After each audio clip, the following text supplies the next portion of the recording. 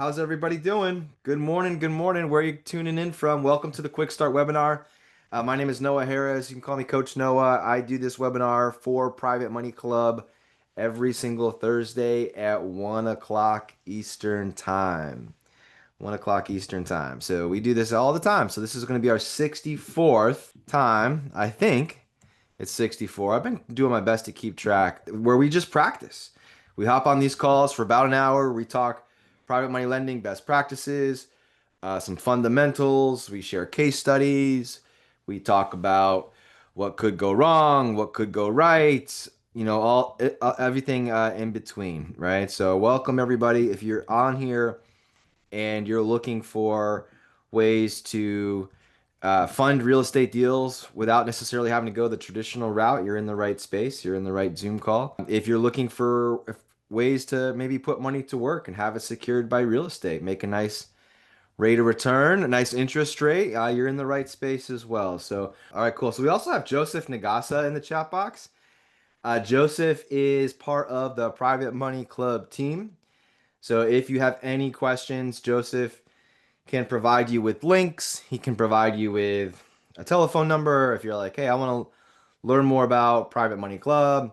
Right on cue, Joseph. That's awesome. If you'd like to book a call to talk about how Private Money Club can help you in your real estate investing business or whatever you got going on, that's the link right there. There's Joseph's cell phone number that you can text or call. Thanks, Joseph. And of course, privatemoneyclub.com. Hello from San Diego. What's up? All right. So what's up, everybody?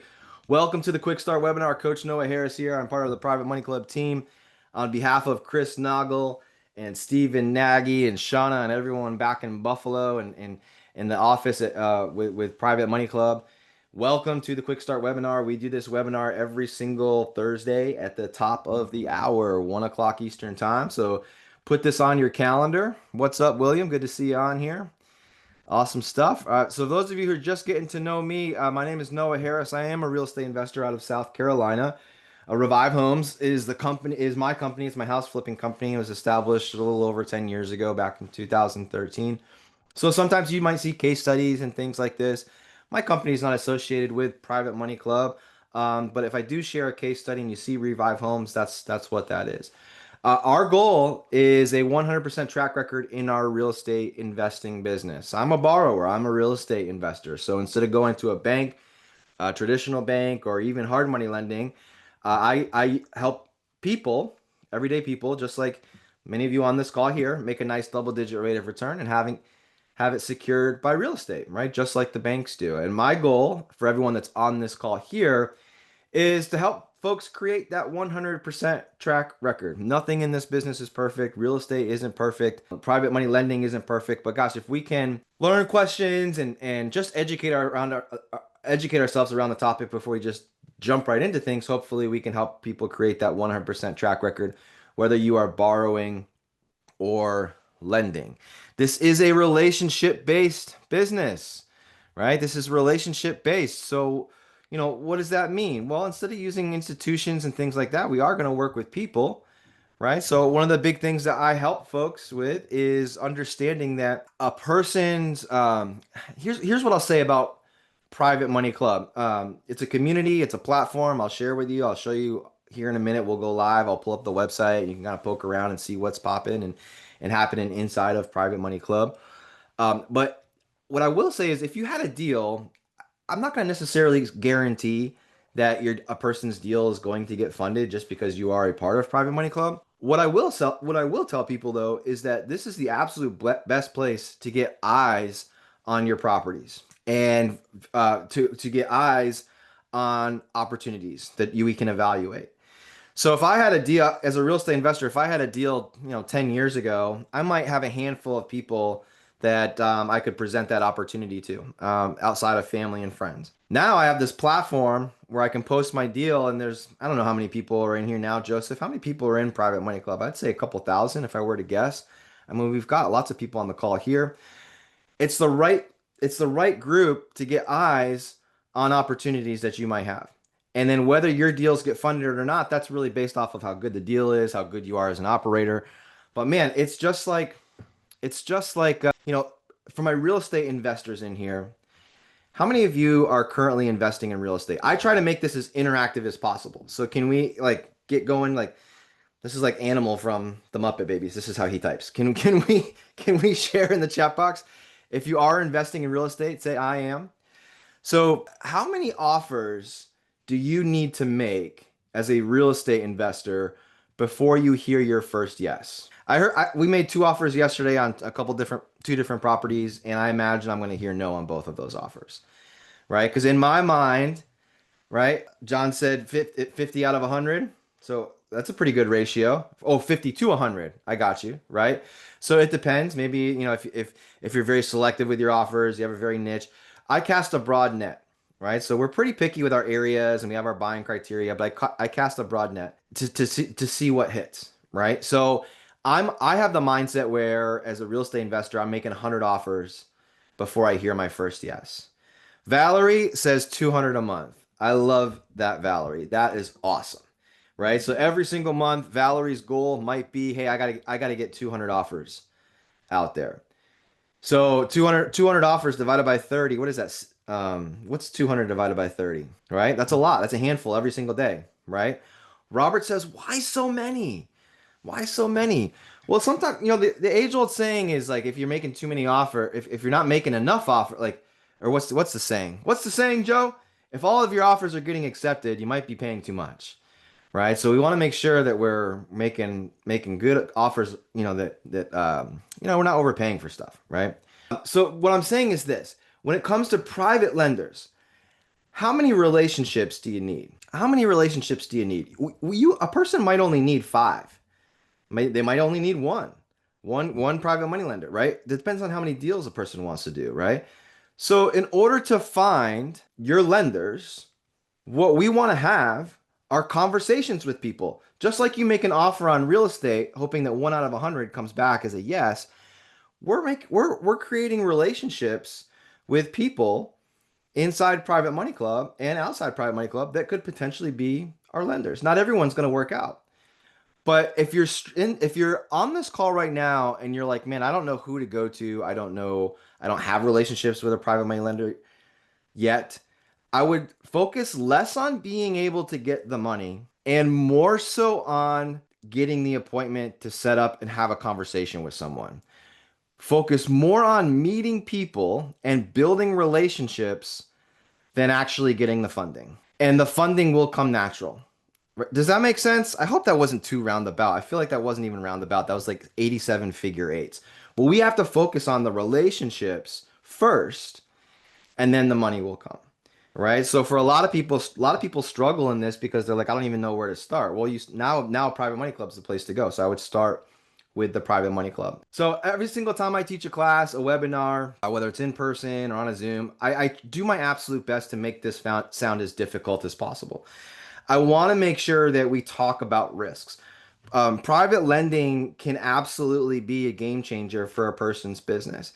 But if a person doesn't know what to do, where to go, what forms and documents to use, it can be risky, right? So I wouldn't put money to work without educating myself and hiring professionals and using real estate attorneys and licensed contractors and licensed real estate agents.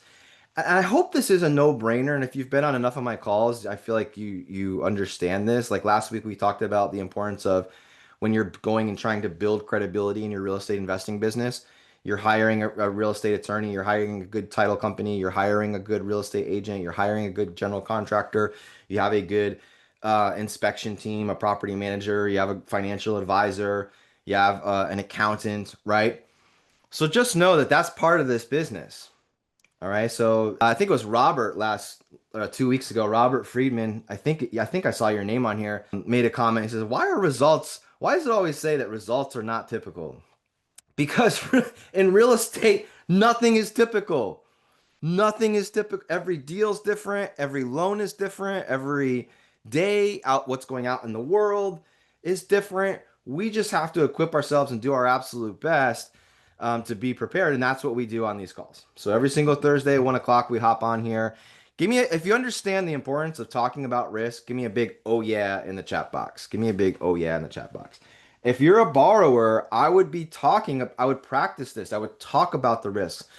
So that if it's not a matter of if, but a matter of when a lender says, hey, what could go wrong here? What could go wrong? And as a borrower, you got to know what could go wrong and plan ahead, right? So in my company, we have a very specific buying criteria. We make sure that we buy with equity in the deal, and we have a little formula that we follow to help keep us safe and most importantly, keep our lenders safe, right? So if someone says, hey, no, what happens if the market does this? What happens if you have to pay $10,000 towards seller concessions? What happens if you sell the house for 5% less than what the original ARV is, right? We have safety nets in place to talk about this. Now, for my lenders, this is what I would do. If I was on this call and I was a lender, I would be asking those questions. Hey, what could go wrong? See what they say. See how they answer it. If they're like, nothing could go wrong, that's a yellow flag, right? That's a yellow flag. So Kelly says, I have some great deals I'm looking at, but I feel apprehensive about making offers without funding in place. Man, let's talk about this. Maybe we talk about this, Kelly. What do you think? So this is very common. So don't, on the slide here, I'm shuffling through. We're going through our normal stuff here. We keep it real estate and all this stuff. But I'm going to hit this question that Kelly asked real quick here. I have some great deals I'm looking at, but I feel apprehensive about making offers without funding in place. It's like the old what's the saying? What came first, the chicken or the what? Right? Trying to keep this act interactive. Right, the egg. What came first, the chicken or the egg? In real estate, it's what came first, the money or the deal. What came first, the money or the deal? I don't know. Here's my advice. And I know a lot of people, I'm answering this because I get this question a lot. I would be working on your real estate marketing, finding deals, finding opportunities. That never stops. That conveyor belt never shuts off. We're always looking. And at the same time, what I would add to that, Kelly, is your private money lender conveyor belt as well, right? We're always looking for private lenders. We're working that. And in a perfect world, they meet right here at the same time, right? So we're always marketing for deals. We're always building relationships. So what I would say to Kelly goes back to what I was talking about 5 minutes ago. How many conversations have you had this week with people that might make a great lender for you? And if you haven't had any conversations with anybody yet, that I would make that like a daily goal, right? How many people am I messaging on Private Money Club that are lenders? How many people am I messaging in here? I teach a class for Private Money Club. Inside that group, there's a lot of lenders, right? So maybe you take a couple classes, really get to know people a little bit better. It's not about getting the money, it's about getting the relationship, right? And meeting folks first. Then the money will come. So I don't know if there's a right or wrong, but I would be doing both at the same time, right? Larry says if there's a good deal, the money will come. I agree, but it's going to involve some work, right? It's going to involve reaching out to people, right, Larry? But I hope that makes sense. Sounds like it did. So every single class we start at 1 o'clock here on Thursdays. We keep it real estate. All participation is definitely encouraged. This is not to sit back and watch this crazy person talk about private money for an hour and do nothing, right? Get active if you can. Get it in the chat box. Get your fingers warmed up because I'm gonna give you lots of times to chime in and share and do. PMC team is in the chat. So we have Joseph. Joseph Nagasa is part of the Private Money Club team. If you have any questions, please post them in the Q&A section. If you have any questions about Private Money Club and you want to schedule some time, you want to talk to somebody within the office, privatemoneyclub.com. You can go to the link right there. You can schedule a blueprint call. They're super easy to get on the calendar, and that's how you do it right there. All right, so you can book a call right now. I teach a class for Private Money Club called the Accelerator Program. If you like what you hear today, ask Joseph about that. Hey, is there any spots left in the Accelerator Program? When's the next class start? Right now, we're looking at July. I'm about 3/4 through with a group right now, coaching them up. And I'm actually today going to share some things that I talked about in that class. So folks like John, I saw some other names of people that are currently taking that class. We'll be able to, I'm going to hit some of those things that we talked about yesterday on our coaching call here today as well. So this will be a nice review for you. So before we dive into things here, it's really important to kind of, provide some context around the term private lender and what it means in Private Money Club and what it might mean outside of Private Money Club. So let me ask you guys a question. Right now we have 91 people on the call, including myself. When you hear the term private lender, what do you think? What do you think of when you hear the term private lender? Let's just see in the chat box if you could take 5 seconds. What do you think of when you hear the term private lender? I'll give you a moment. What you think of? What you think of? Relationships and higher interest could be, right? Yep. Joseph says an individual. Thanks, Joseph, for getting the building the momentum in the chat box. I appreciate you, brother. Vanessa says high rates. Could be. Compared to what? Compared to a traditional mortgage for a primary residence? Yeah, I'd say that's probably like, but compared to hard money, I don't know, right? It's negotiable, right? John says personal. I like it. John says non-bank, individual. I like it. Oh, okay. So Mike says most private lenders I've talked to are hard money lenders. I like that, Mike. I'm gonna circle back to that. Individual that wants to make money with their money. Someone with lots of money. Could be. I've borrowed from some. I mean, lots is relative too. I don't think a person has to be a millionaire to lend money, right? That's just my experience. Personal relationships. Okay, cool. So these are excellent answers, right?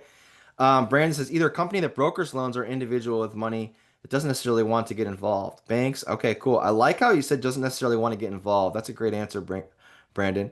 So private lending, like if we Googled private lender, what's going to come up in the search results? Most likely, it's going to be an institution. It's going to be a fund. It's going to be, a company, right? Maybe they broker other people's money. That's not what we're talking about in here. On these calls here at In Private Money Club, when we refer to private lender, we're talking about an individual. We're talking about a person. So private money versus hard money is my main question too. So that's yeah. So with private lenders, lots of times private lending gets put into this bucket that just because it's not a traditional bank and checks all of the boxes that traditional banks want in a loan, it becomes private, right? And that yeah, that makes sense. What we're talking about here in Private Money Club is an individual. It's a person, right? Not necessarily a fund or institution. So it is good to decipher the two. And I saw someone here ask a question, the difference between private money and hard money. In my opinion, hard money gets its name hard money because it's secured by a hard asset. That's what I was always taught, right? But in private money, as a private money lender, we're doing the same exact thing. In fact, you can make a nice little business model.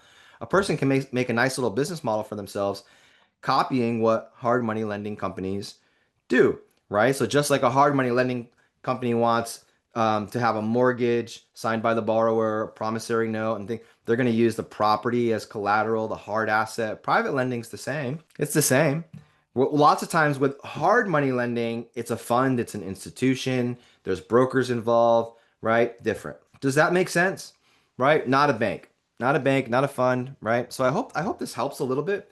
But that's what we're talking about inside of Private Money Club. Now, I get this question all the time and this is probably Joseph and I's favorite part of the call, because we get to actually see how many borrowers and how many lenders are live on the call with us here today. And you guys can network with each other if you want. It's up to you. But outside of this room, what's so crazy is I have a lot of real estate investor friends and here in Colombia, and you go to the meetings and things like that. And I've kind of been like coined like the private money guy. And I think it's so comical to me. And as the private money guy in Columbia, South Carolina, it's like I don't understand why everyone isn't the private money guy or the private money girl. And when I talk to people, hey, how are you funding your deals? Well, I'm using this hard money lender. I'm using this hard money lender. I'm using my own cash. And it's like, why haven't you looked into working with a person yet? You've got a great track record. You're doing a good volume. And it's interesting. I think lots of times people don't realize that they can build these types of relationships. They don't know where to look. They don't know where to go. I think sometimes private lending has this like stigma where the individuals, the people that lend money to real estate investors are right up there with Sasquatches. Like they're right up there, like mythical creatures, and the private lenders only come out on the third Thursday of the month, and they come out, behind the waterfall when there's a full moon. It's not like that. When you know what we know, and you belong to a group like Private Money Club, like private money lending opportunities are everywhere. So watch, I'll show you. If you're on the call for the first time, look how simple this is. If you are someone on this call and you love the idea of making a nice double-digit rate of return and having it secured by real estate that's worth much more, just type lender in the chat box. Type lender in the chat box. Let's see. Where are all the mythical people here? Okay, boom, boom, boom. All right, right out of the gate. John, Valerie, Patrick, Katie. So I'm not gonna keep naming names, but you get the idea here. I imagine with 95 people on the call that if everyone were able to participate, and she says a lender, but she hides behind the waterfalls. That's a good idea. It actually is beautiful behind the waterfalls. That's where the magic happens, Angie. Thank you for participating. But yeah, I imagine we're probably at least 40-50%. I mean, that just seems to be the genetic makeup of the private money club and the people who are on the call, right? So I think that's awesome, right? So and then the lenders will keep coming in and things like this, right? Lucy says, lender, I'm fully invested at this time, so I'm not looking for deals.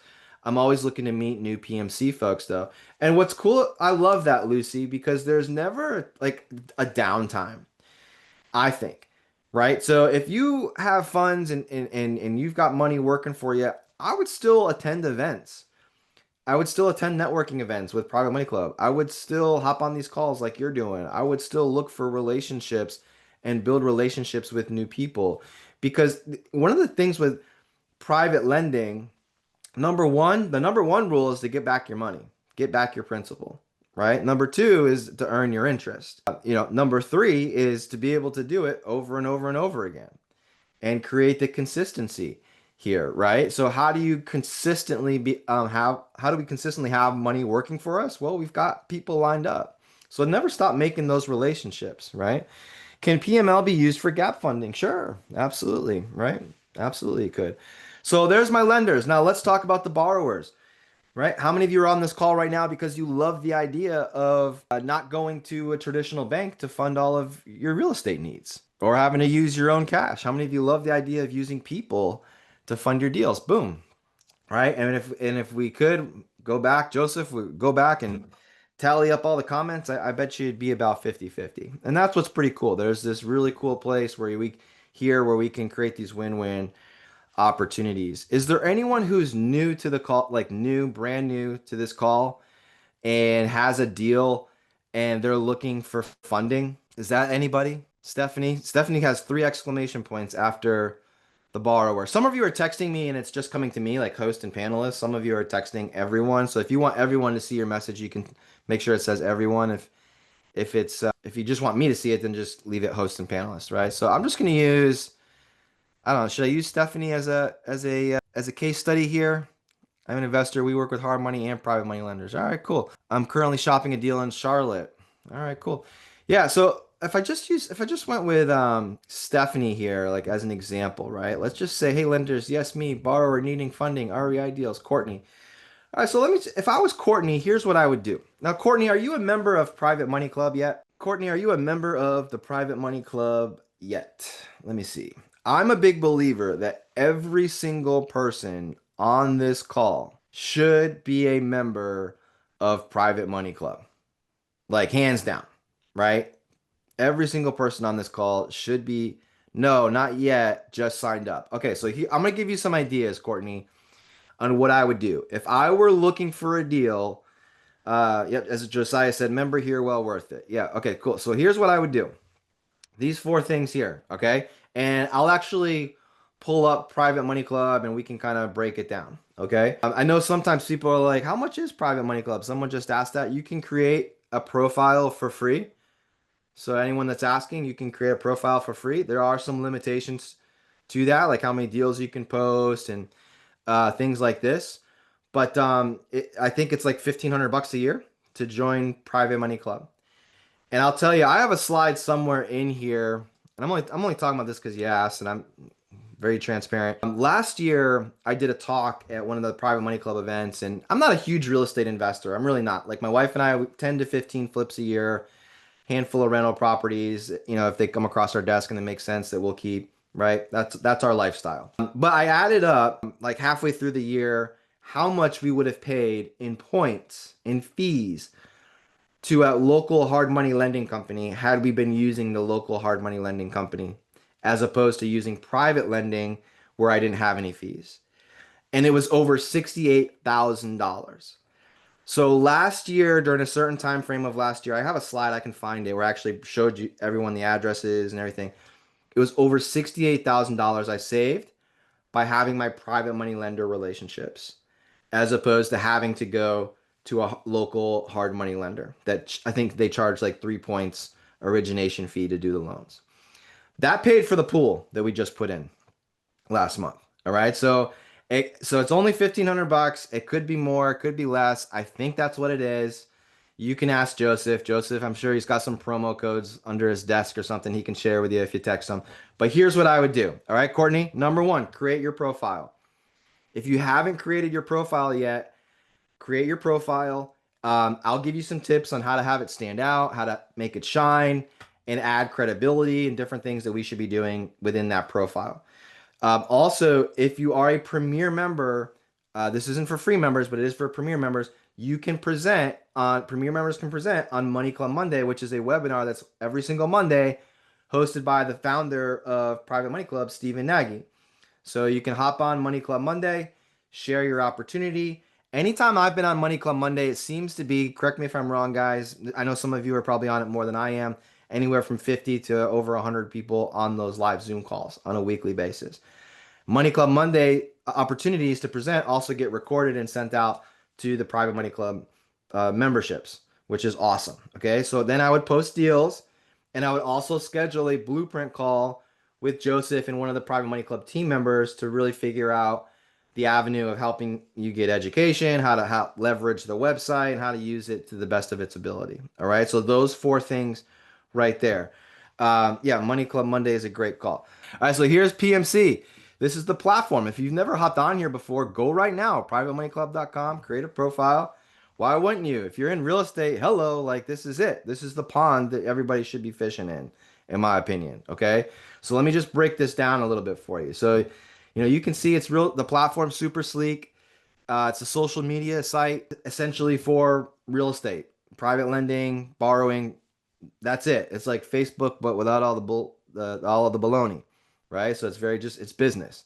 So with your profile, when you create a profile, I'll show you my profile, Courtney, and everyone else that's watching. And this seems to work. Every time I've posted a deal in Private Money Club, I get responses, I get people interested, right? So number one, you got to have a photo. Okay, Chris Naugle, founder of PMC. You got to have a photo. If you don't have a photo, like what are we doing? Like the founders of PMC, they always talk about like this is like a dating site for borrowers and lenders. So if this was a dating site for like relationships outside of right personal stuff, you would want to see a photo, right? Like why wouldn't you put a photo? So make sure you got a photo. Make sure you got a nice little background in there. Now you'll also see here, Courtney and everybody else, we have like these little badges here. So you can see I'm a Premier member. You can see that I've taken an online course that Private Money Club does for lenders. So I have that little certification, and you can see I have that certification for the borrowers. You can take those courses as part of your membership. So when you join PMC as a Premier member, you get to take those online classes, which is kind of cool. Okay, so in this is some things that I've done as well that I think help. You also have the option of uploading some images. Now, I look at this as billboard space, right? So think of this as like marketing within your Private Money Club profile. How are you utilizing this space? One of the things that I do is I like to put some past projects in there so people can see, what our work is like. So I share past projects. I have a little section in there from my slide deck when I present on Money Club Mondays about meeting the team. I have a slide deck image from talking about the market that I'm in. So I'm utilizing this space as a billboard within my profile. And then make sure that you're filling out the bio section, which is essentially your time to shine. So I like to be very specific with the types of deals that I buy, telling about my experience. I like to give people an idea of what it might look like to work with me in this business. So in my market here in Columbia, South Carolina, it's very common where we buy houses for 150, we'll put 50 into them, and a $200,000 loan is then secured by an asset that's worth much more, say 300,000 or what have you, right? That's kind of where we're at now. The example I have in my profile, buy houses for 100, put 50 into them. $150,000 loan is secured by an asset worth 225,000. So I'm giving folks an idea, right? I think that's pretty important. You can come down to people's deals and you can see like if they have any current deals. I'll click on this for you. I don't have any current deals posted in Private Money Club that need funding, but I have some deals here that got funded. So you can see person's past deals, active deals. You can also see their posts and different things that they got going on, how active they are within the community, so on and so forth. I had someone ask earlier, hey, does this work for larger price points? I think so. This is a deal right here that I posted in Private Money Club, and we're like halfway through the renovations on this one. This was a $925,000 private money loan, which is a game changer, right? It really is. If I had to go hard money lending on this one, I'd have to have at least, not that this is a problem, but this is why a lot of people don't like hard money or can only get so far with hard money, especially when they're just starting out. Because in order to do this deal that I'm showing you right here, I would have to have had at least $200,000 liquid in the bank, and that stops a lot of people from being able to move forward, right? That's in fees and making sure I have reserves because this is a big loan. Private lenders, they were I didn't have to bring that much to the table, which is awesome. And it's a lot less interest. I'm paying 10%. 10%. Who doesn't like that? All right, so deals. If I had a deal, so Courtney has a deal, this is what I would do. I would make sure, number one, I'd post it in the community section. Okay, so I'd come in here and I would make a post so that when someone logs in, boom, they see it right away. Okay. This is kind of, there's all different kinds of posts in here. This is like the community section here. I don't know if this was really cool. There was I don't know, did you guys watch this? Any Premier members in here watch this webinar? I got about 15, 20 minutes in, and then I had to hop on this call to do this. I was actually going through this. This was really good. This isn't a PMC thing, but this is one of the members did a webinar on joint venture agreements. I thought that was really awesome. So maybe if I was to give some homework, I might say, hey, go watch Jamie Davis's webinar on joint venture agreements. Like she actually sent out the recording. But yeah, this is the type of vibe and things that you might find within the club. All right. So I would post there. And then if I had a deal, what I might come over and do is I'd post the deal. So I'd click post deal. I type in the address will pop up, and then you fill out all the prompts here, the basics, the deal name, the financials, pictures of the property, so on and so forth. All right. And so I would post there, and then I would post in the community section to get as many eyes on the property and the opportunity as possible. So look, Noah, I get this all the time. Like Noah, I see this sometimes in Private Money Club. I see people say on like surveys and things like this, no, it seems like a lot of the same investors get their deals funded, and I've struggled to get my deal funded. I've seen that. I'm very transparent. And what I would tell people is, how active are you in the business? Are you leveraging the platform to its fullest potential? Like, are you making posts every day? Are you refreshing your deals? Are you reaching out to people who raise their hand and say, hey, I'm a lender, and scheduling time to talk with them? Because it's not, remember, it's if you want to get great at borrowing, it's not about being able to just get the money and talk, going straight for the money. It's about the relationship and seeing if it's even going to be good to work with each other. So how many calls are you having?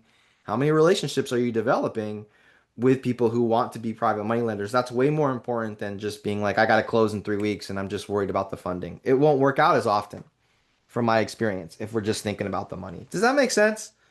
I know you guys are like, yeah, whatever. Show me the money, right? Jerry Maguire, show me the money. But I'm telling you, I think this is better, right? Better way to go. Is there a section where the borrower posts the returns for lenders? So yeah, so you can actually put, Johnny, in your deal what you pay, and you can make it your title. You could make it, you could post it in the details here. Like that's up to you how you have those conversations. Okay. One of the things that I've been saying though to folks in my accelerator course, so I teach a class for Private Money Club called the Accelerator class. I think that smart lenders look at the operator and look at the deal and the amount of equity in the deal. They think those things are sexy as opposed to the interest rates. And I think sometimes if we get so focused on interest rates, like I'm not going to say that like a high rate of return is crazy, but like if a person can offer it and deliver and the plan makes sense, beautiful. But if you see something like 30% or 25%, or that to me is I'm a very skeptical person by nature. I would be very skeptical, right? So in my business, real estate investor, done a bunch of deals, very I feel like I'm pretty good at what I do. I'm paying 10% to my lenders because I feel like there's an element of safety there, right? I feel like I've kind of earned the right to be able to charge less based off of track record, if that makes sense. So what's cool about it all is it's all negotiable.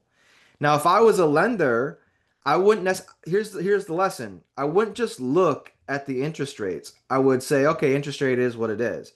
And then I would look to have the conversation with the borrower and learn about the deal and learn about the operator and then start the negotiation process with interest rates. If I like the deal, but maybe the operator's new, like it's a newer real estate investor, okay, cool. That's a reason for me to charge a little bit more. If I like the operator, I like the deal, everything is really adding up and making sense, but they might pay a little bit less. Then that's a reason to still have my money to working for me, but at a little maybe a lower rate. I'm fine with that, right? Is my thought process, if that makes sense, right?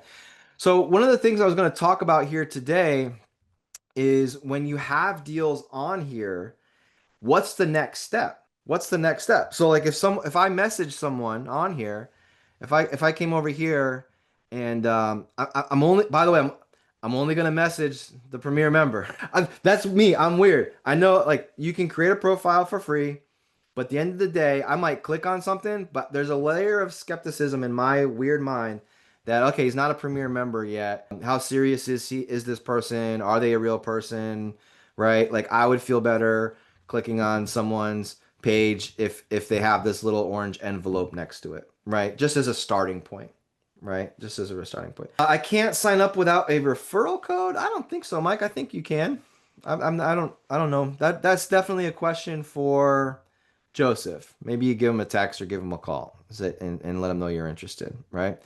So as you can see here, just as an example, right? There's the property. Josiah's got his business card there showing he's a real estate agent. He's got some pictures of the property, the details that he puts down here. He's showing 12%. So there you go, Johnny. He's got the interest rate there, 12%, kind of outlining the deal. Now this might, I'm not going to underwrite this based off of this information, but what I would do if you're interested and you like Texas, maybe you live outside of Austin, Texas or something like that, and you're like, hey, this might be a good thing. I might come over here and click message and then just reach out and message Joseph about his deal. And the idea here though is, or I might just click I'm interested, even better, right? Now it fills it in for me. The idea here, though, is not to just get the checkbook out and say, oh, okay, I'm ready to go. The idea here is now you can start the relationship. You can start reaching out to people and interview them to see if this is something that you want to learn more about. Does that make sense? We're not just jumping right into things, okay? You ever feel like you don't have control of your real estate business or your money? That's right. The big banks and the institutions, they're in control, right? I know you've felt that before. Private Money Club puts you back in the driver's seat. As members often tell us, it's a total game changer. Join the community of like-minded lenders and borrowers by going to privatemoneyclub.com and sign up. What I'll share with you here, because one of the biggest hiccups that I've seen, so again, I'm going to mention this again. I teach a class. It's called the Accelerator Program for Private Money Club. In the class, what I'm telling folks, what I'm seeing, because people are bringing, hey, Noah, what do you think about this deal? And it's hard for me to say yes or no because they don't have any information. There's no comparable sales. There's no repair estimate. There's just like an email and like a couple pictures and like 3 links to like Zillow properties that are as comparable sales. That's amateur hour. Okay? Like no one here should be funding a deal that doesn't have all of these things here. Right? This is what I'm learning. I'm figuring this stuff out. All right? Like there is absolutely a bar that I feel like we got to set. So if I'm a borrower, my mindset is I'm trying to put together everything I could possibly put together that a lender might want in advance. So when I'm presenting on Money Club Monday, or if I post a deal in Private Money Club, Courtney, this is the list. If I post a deal in Private Money Club, I want to have like all of these things put together. So if someone says, "Hey, I'm interested," I could say, "Yeah, absolutely. Let's schedule a time to talk. Phone call, Zoom, what works best for you." Right? And then once you set the appointment, you can say, "Hey, I'm going to send over everything for you to review prior to our phone call." Or if I'm presenting on Money Club Monday, these are all the things that I'm going to have ready. I might show them some of these things. I might on PowerPoint slides. I might have it in a Google Drive where I can immediately send it over, right, to so that the lender can get all the information.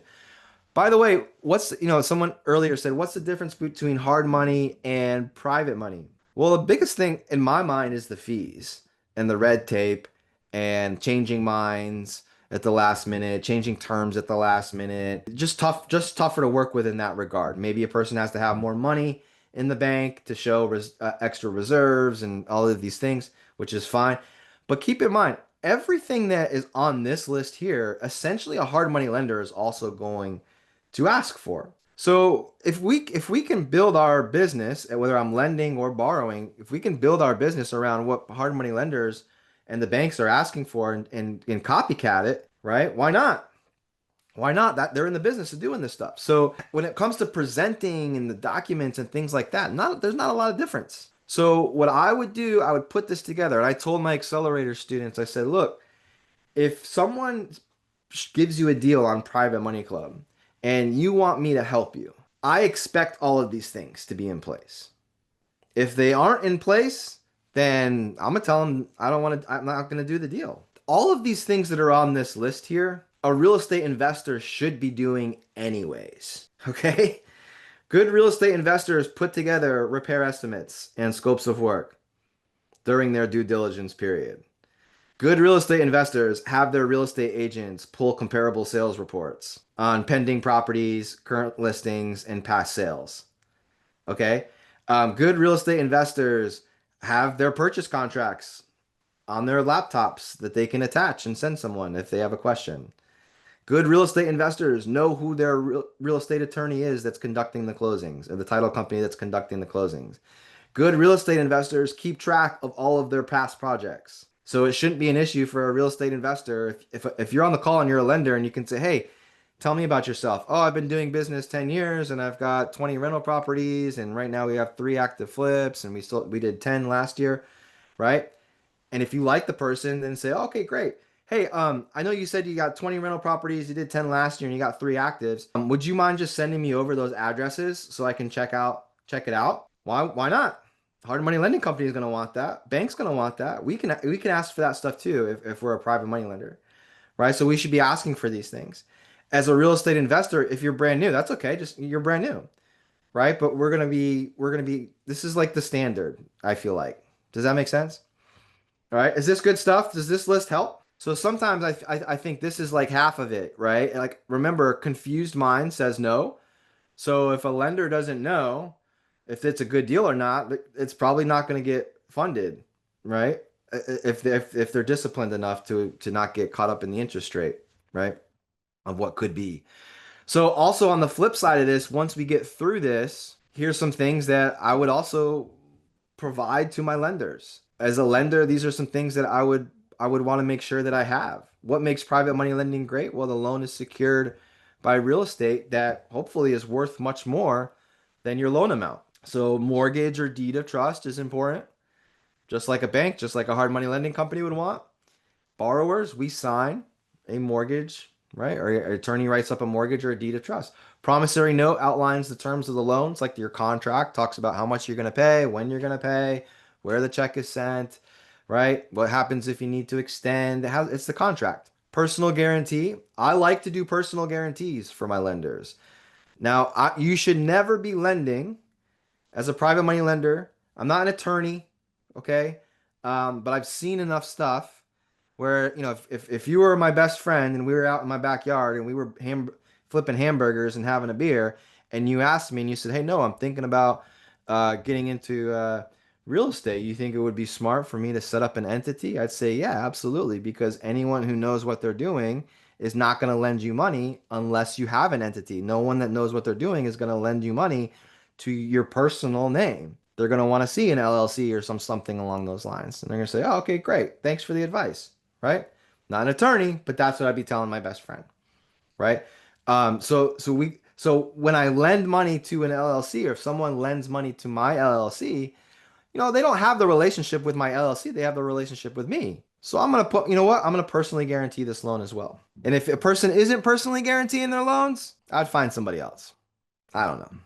I don't know what the big deal is, right? Unless you're planning on losing.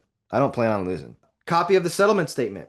So prior to wiring funds, just like everybody, both parties, buyer, seller, they review the settlement statement. As a lender, I would want to see my name on there. I'd want to see my loan there. Are you first position or second position? And are you okay with being in second position if that's the case? Right? We could teach a whole class on that. Is your mortgage being recorded? That's why we always want to use real estate attorneys for this stuff, right? Real estate attorneys to draft, real estate attorneys to handle closings, to make sure that they're the ones doing recording the mortgage. Okay, this is really important. And understanding, hey, is there equity in the deal? If my loan is here, is the property worth up here? Right? We want to make sure that there's substantial amount of equity in the deal, right? More equity in the deal, the more equity in the deal, right? The safer we are, right? Is what they say. What's the plan for project updates? This is a big one. So as you start going through the renovations, and don't wait until it's too late. I would talk about upfront setting expectations of how you're going to be communicated with in regards to the progress of the property. If it's a fix and flip, are they sending you weekly updates, monthly updates? One of the things that we do for our lenders is we create a private Facebook group if our lender is on Facebook, and it's just us and the lender, maybe our real estate agent, and that's it. And we anytime we have a photo, we just post it in the group, and people seem to really like that as a way to see that progress is being made, right? And of course, always trust your gut. When in doubt, trust your gut, right? Can you explain the main difference between private money and hard money lending? I've tried to explain the difference, but clearly I don't fully understand it myself. Just think institution versus person, fund versus a person. In terms of why I like private money over hard money, lots of the times it's fees. So a hard money lending company, and by the way, private lenders can do this too, but it seems as though a hard money lending company is going to charge more origination fees, more points. They're running a company, they've got more expenses. So they're going to charge you a nickel and dime you, right? So things just seem to be more expensive. And private lending, hard money lending, lots of times, if I feel like a private money lender is more open to funding, in my business, the full purchase price and also the repair costs for my deals. That doesn't mean that's the way it has to be, right? Or it's the end all be all. A private lender could say, hey, we'll give you 85% of the purchase price, right? So, but hard money lending companies seem to stick more to those sets of company policies. What are the typical interest rates that hard money lenders charge? Anna, that has a lot to do with a person's experience. It has a lot to do with the deal, just like a private lender. In my experience, I've paid as much as when I was first getting going, rocking and rolling a long time ago. It was I remember paying 4% in fees, in what we call points, 4% in fees and points, and 14%. So 4% in fees, 14% on a 9-month term is what I started out with when it came to working with hard money lenders. Here in my area, I live in Columbia, South Carolina. There's a local company to South Carolina, and I know it's very common for them to charge 13% and 3 points, 3% origination fee, right? So for me, the biggest difference is the cost from a big picture. Just think person versus company. Okay. I am looking for funding on an equity rich deal. Well, the more equity a person has, that's a good start. That's a good start, right? All right, cool. These questions aren't too bad. I have a deal with 65% equity in a fix and flip property in Austin, Texas. I need 25K for repair budget, paying 35% on 120 days. All right, so James, I don't think you have to pay 35%. And I think if anyone is paying 35% to borrow money, that they are full of shit. So James, I would stop telling people that. There's a lot of good people that would pay 10, 12, 15%, And if it's a good deal and you're a good operator and you guys have, systems in place and documentation and you got a good team, real estate agent, contractor, realtor, attorney, right? There's no reason for anyone on here to be paying 35% to borrow money. Just saying, right? I'm seeing a deal on PMC offering 46% return on 50 grand. Is that too good to be true? How can a borrower possibly pay that much? Yeah, I would say I don't know. Maybe it's a different kind of deal I've never heard of. I don't know. But, in my company, we have a very specific buying criteria. Sorry, I'm trying to find this slide here. We have a very specific buying criteria. It's a little formula, and real estate investors know this formula in and out. And it's kind of like our back of the napkin analysis that we use when we're looking at, oh, okay, could this be a deal? Okay. So let me share. Okay, here it is. You guys are in luck. Okay, so let me share this with you. We got 6 minutes. Let's see what we can do. So deal or no deal. So if I'm trying to analyze as a real estate investor, is this a good deal? Is this worth my time to go look at, to write an offer on? This is the formula that we're using. If you're on the call and you're a lender, I might use this as parameters to figure out, if the real estate investor got a good deal. Okay. So if I'm gonna look at what the after repair value is. So if I'm gonna buy a house, it's for sale, and I know that if I go in and I do the new roof, new windows, new kitchen, bathrooms, make it really nice like we do, what's the value of that property going to be? That's called the after repair value. And then what I do is I times that by 70% and I get a number, and then I subtract my repair costs.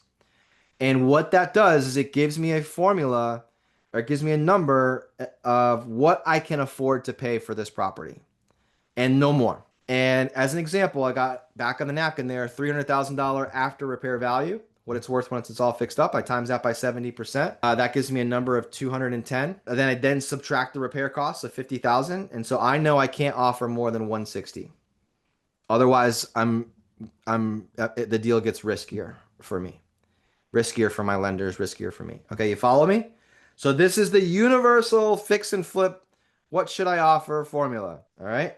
Give me a big old got it in the chat box if you guys are with me here. All right? So here's how we use it. Here's how we use it. Now, by the way, I know some people are logging off and got time frames and things like that. Schedule a call with Joseph, schedule a blueprint call, go to privatemoneyclub.com, create a Private Money Club profile. That's your homework. All right? If you already have a membership, get a premier membership, take those courses, the lender class, the borrower class, work on your profile and start looking for some relationships. All right. Just in case I go over time, I just want to make sure you guys know what to do to take action. Okay. So there's the formula, right? 300 grand, 70% minus the repair cost equals what we can afford to pay.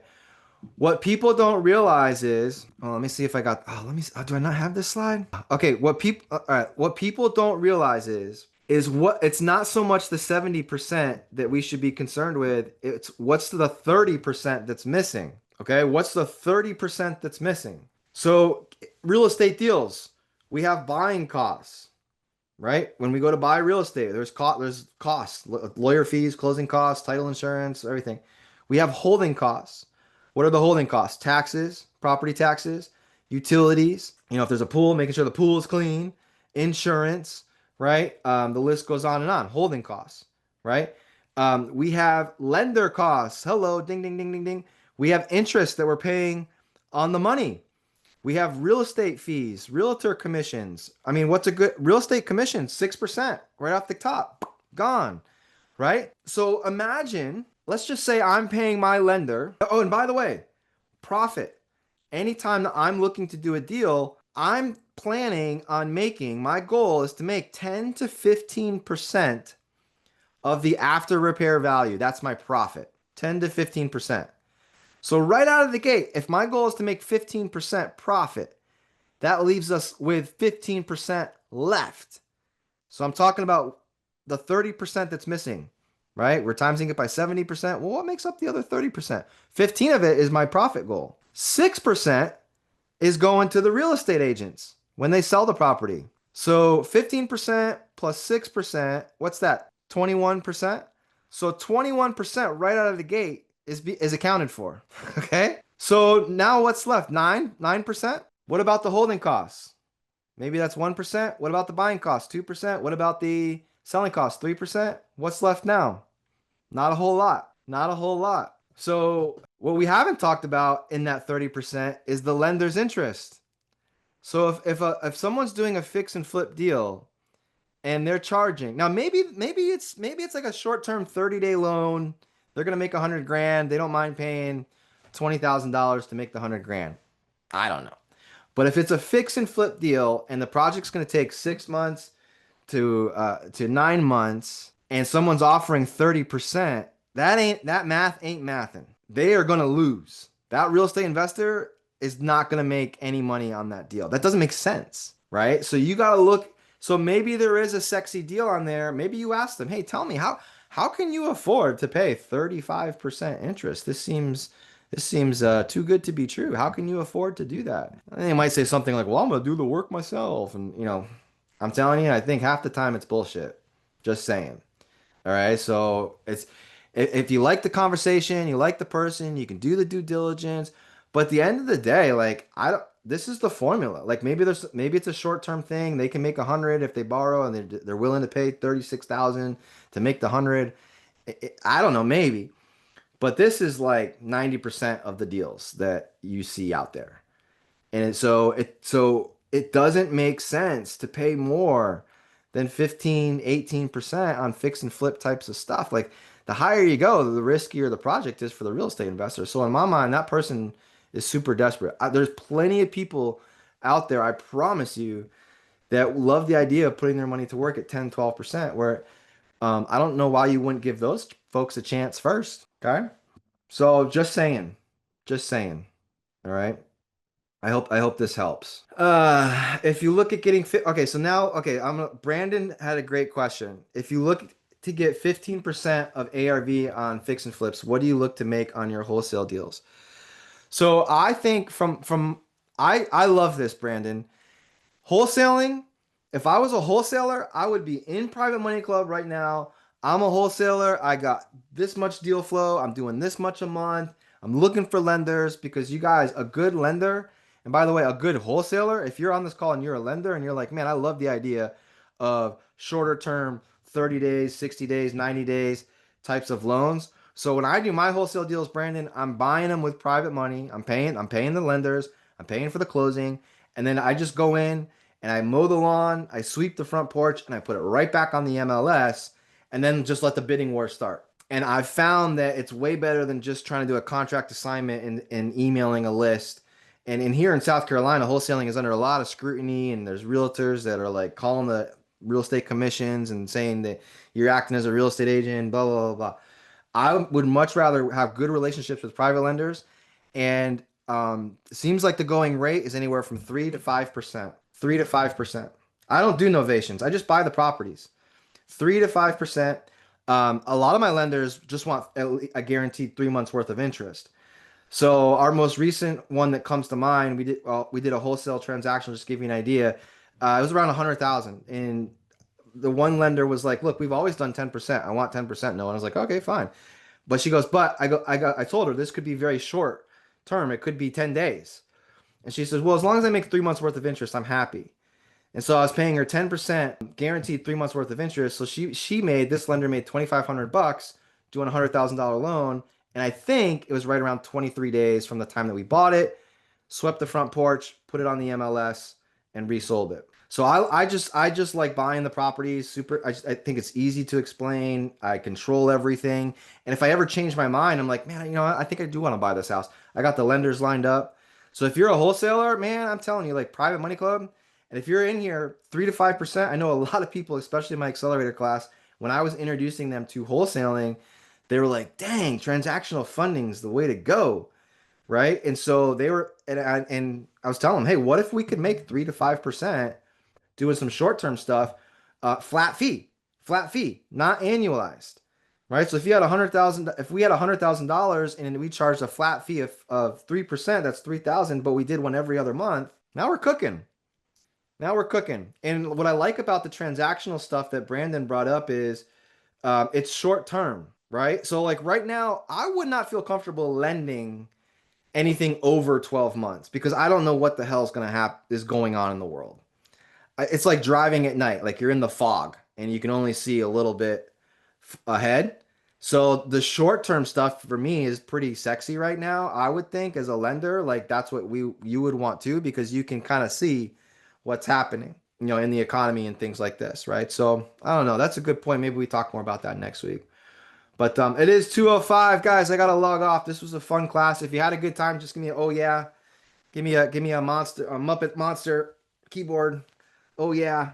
All right, cool. Don't sleep on transactional funding. Brandon, if you're in Private Money Club, I would post in Private Money Club right now. I'm a wholesaler. I do transactional funding. Here's what I'm willing to pay. And I would start building those relationships with folks. I think that you would be successful in finding people that you can talk to. All right.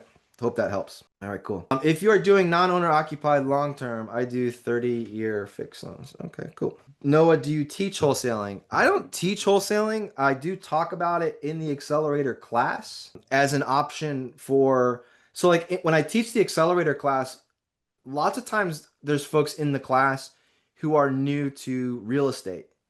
So they love the idea of putting their money to work, Francis, but they don't know real estate. And I discovered that after teaching this course so many times. I'm like, you know what, these people, a lot of them are just great people or professionals in their own right, but they don't know real estate. So we need to talk real estate. So one of the things I do is I talk about the different exit strategies that they may come across as lenders. And wholesaling is one of them, and transactional funding. And I've been telling them like, hey, look, get in there, make the post. If you can, even if you can go to like your local real estate investor association or club, and you just were like, hey, who's the number one wholesaler in town here? Like, who does a good amount of volume? Point me in the right direction. I would, if I was a lender, I would go and be like, hey, nice to meet you. Like, let me shake your hand. Like, send me your next deal. Like, I'd love to fund it. Could be really good, right? All right, cool. So hopefully everyone's got a profile set up. If you haven't already, that's your homework assignment. Next accelerator class starts July. If you'd like me to help you a little bit more one-on-one, we spend about 16 hours over 4 weeks diving into this stuff.